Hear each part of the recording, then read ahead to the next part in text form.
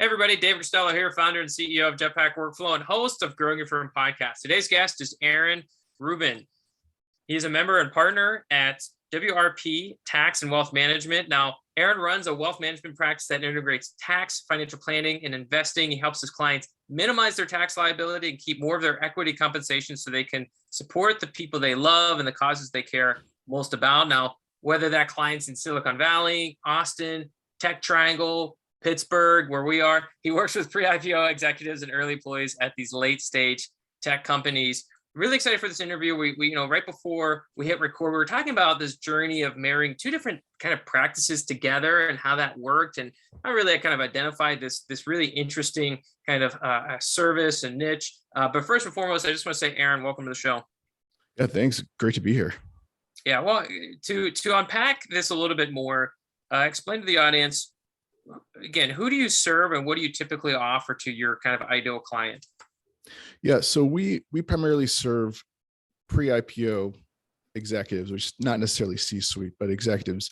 And we help them manage their stock option compensation. So for us, that means the wealth, financial planning, and the tax part of it. So a lot of people come to us, usually in their D or E round of funding, and they have some sort of problem, and it's usually a tax problem. And so what we go out and we help solve for that problem and think about not just what we're going to do today for that tax liability, but what we're going to do in the future and how we can help them achieve their goals and get a good tax result. So is this something that the market was pulling from you to kind of deliver this? Like, how long has this service been out in the market, or when did you really start to double down on this as a key part of the business? Yeah, so I'd say we really started in earnest around the time Zoom went public. So we had before that time, I'd call us a standard wealth practice, where anyone who had over a certain amount was our target, and we really struggled, and I'll say I really struggled with my identity in that regard, because I'd sit there and I'd talk and I'd think to myself, wow, I'm really uncompelling. Why would someone work with me? And I didn't have a good answer for that. And so, I was doing a lot of soul searching, and around the time Zoom was going public, we got a bunch of clients from Zoom. How did you get those clients? Because they happenstance, really, and they had tax questions, and so we started to answer some of them, and at that point we were actually starting to wind down our tax practice, but we could still answer those questions, and they found all that really valuable.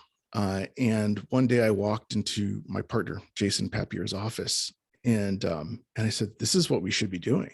This is it. I mean, we have something of value for people."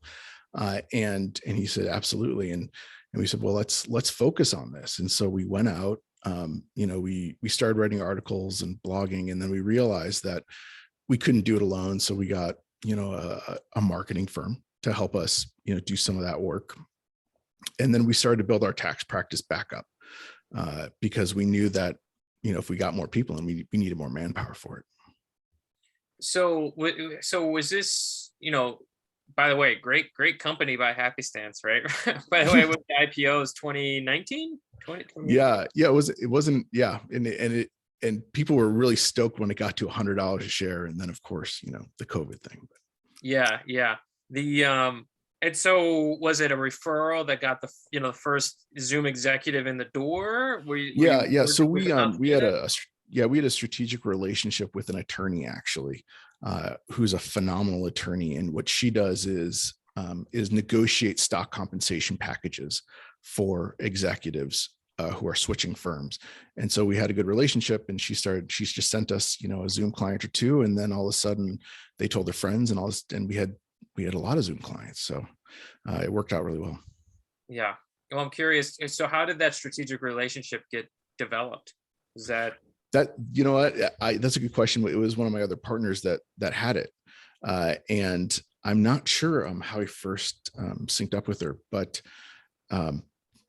again, some of those things where, sometimes it's just lucky, you Yeah. make friends with the right people, and, you gel with them, and that's how you find it. So now, fast forward, you got these referrals from a strategic partner, this lawyer you've been working with. You see the value delivering to the market. You're seeing an increase in Zoom folks coming in the door, and you're starting to become known for this niche. And you said you spun back up the tax practice. So, what does this juggle look like now? Is it kind of two different practices? How do you marry them together? How does that work? How did you kind of unify this under one roof? What did that transition look like? Yeah. So I had known, Quinn Ho, who's our tax director, from a previous firm that had disbanded, and I grabbed their wealth practice. She grabbed their tax practice. And we were working together for several years. And her clients would come to me and say, "Wait, Josh, we just really like Quinn. She's great." And then when we decided we needed to ramp that tax practice back up, I immediately thought of her. And she's a great CPA with an entrepreneurial spirit to her. And she said, "This sounds great." And she was willing to join us. So we ended up partnering with her. So 50% of WRP Tax is owned by WRP Wealth, and the other 50% is owned through one of Quinn's entities. So we've split that practice up.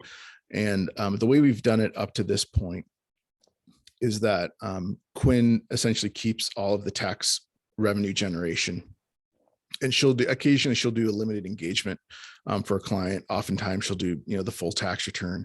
And depending on the client, sometimes, and this is something we just started doing, is sometimes we'll pay for the client directly, and then sometimes she'll bill the client, depending on how that relationship is going. But they are two entities, but related. So, if Quinn needs something for her tax preparation, she knows, she reaches out to me, I reach out to her. She has an office in our office. And so, she can walk clients over to me, I can walk clients over to her. And it's been a really great partnership. Yeah. Well, and how many team members are on the wealth side, and how many team members are on the tax side? So our wealth side right now, we're up to 7. And we're hoping to add an 8th here in the next, hopefully, week. The tax side is a little more complicated, because Quinn has another entity that works a lot on the entity side, closely held businesses, that sort of thing, and she does a lot of the individual work. So she's a little more fluid on how many team members she has during tax season. I'm trying to think, probably 5 or 6. Because we actually acquired another business that specialized a lot in pre-IPO individuals as well. So we're building that, pretty aggressively.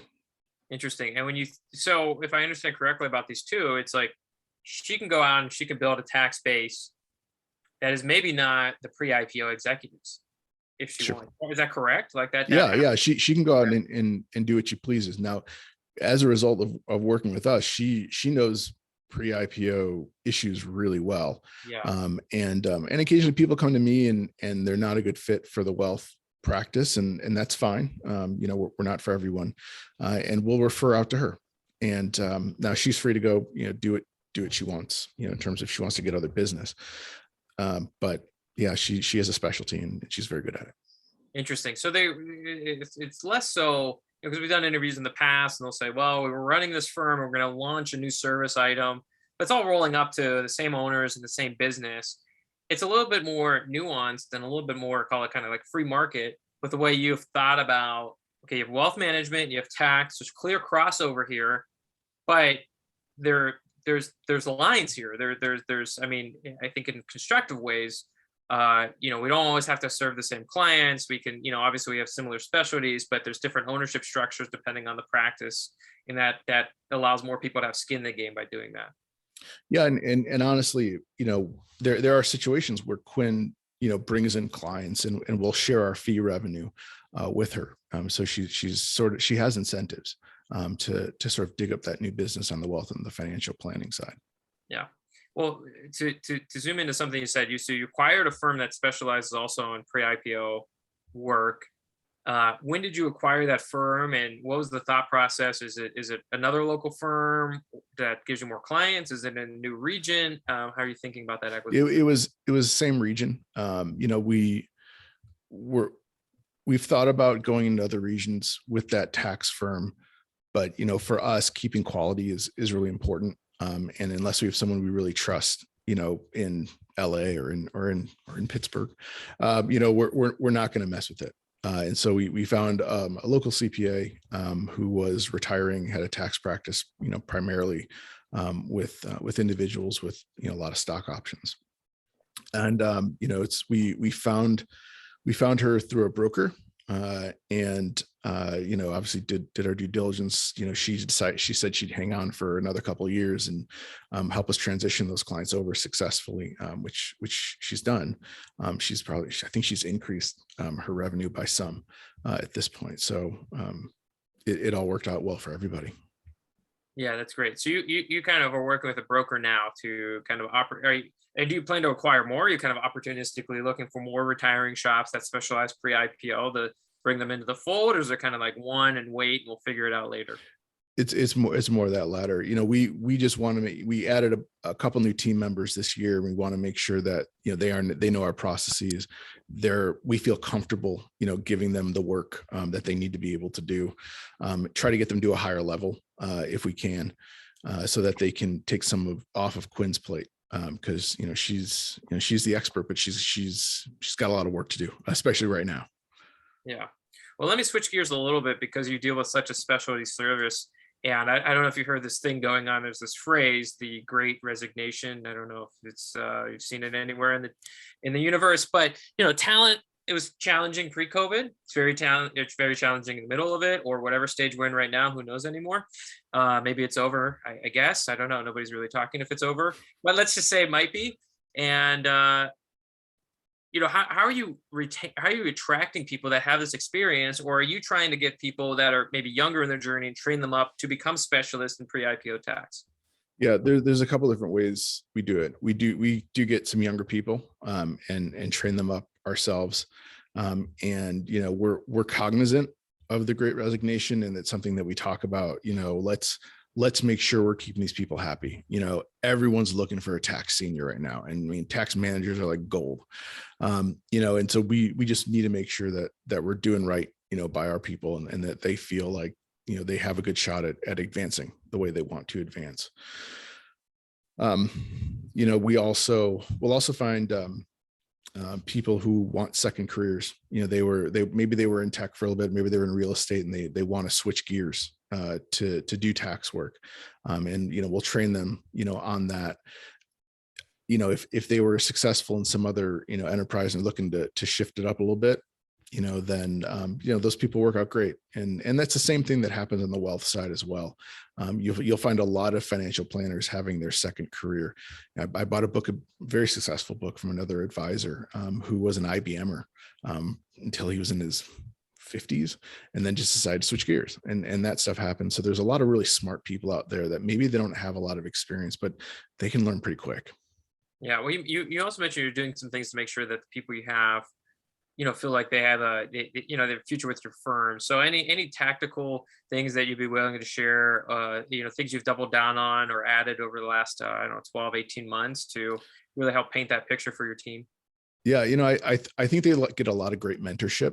And so I think they see that they can increase their skill set pretty quickly. And because there aren't a ton of preparers on our team, they can get responsibility quickly. And I think that's a positive. And then, we always talk about, are we being as competitive as we can with our compensation, which is also really important. And then because Quinn has, again, that other entity that does more corporate work or closely held family type work or closely held business work, they also get exposure there too. So they always feel like, they're working with a real firm.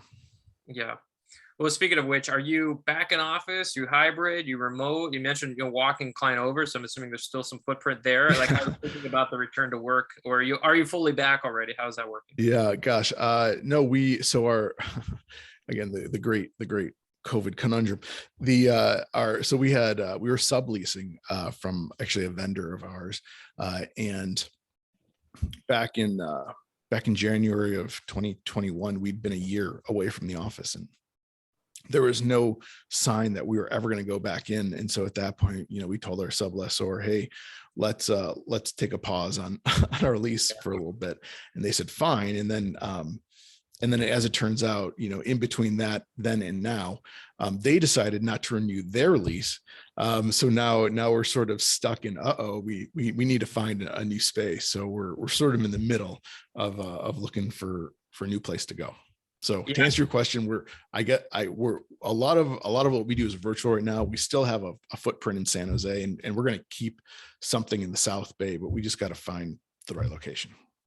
Yeah, that's what I mean. I mean, this is not really a kind of a trending topic show, but it was like, what is it, March 2022, I think. And it's like, is it over? I don't know. Everybody is like, well, it's kind of over. Are we going back? Are we going back to work? Nobody seems to really know. And you kind of see Google and Apple, Microsoft, they put out policies, and it's a real conundrum because, like you said, you might be in a building that switches owners. It might be subleasing, and they let their lease expire. So it's kind of a whole new tango. I talked to a good number of Silicon Valley people, and what they're telling me is April 1st is that people in Silicon Valley are going back to work April 1st. And I actually commute up to San Francisco, almost every day, and I definitely have noticed traffic getting a lot heavier, and I have a feeling come April 1st, I'm gonna be pretty miserable.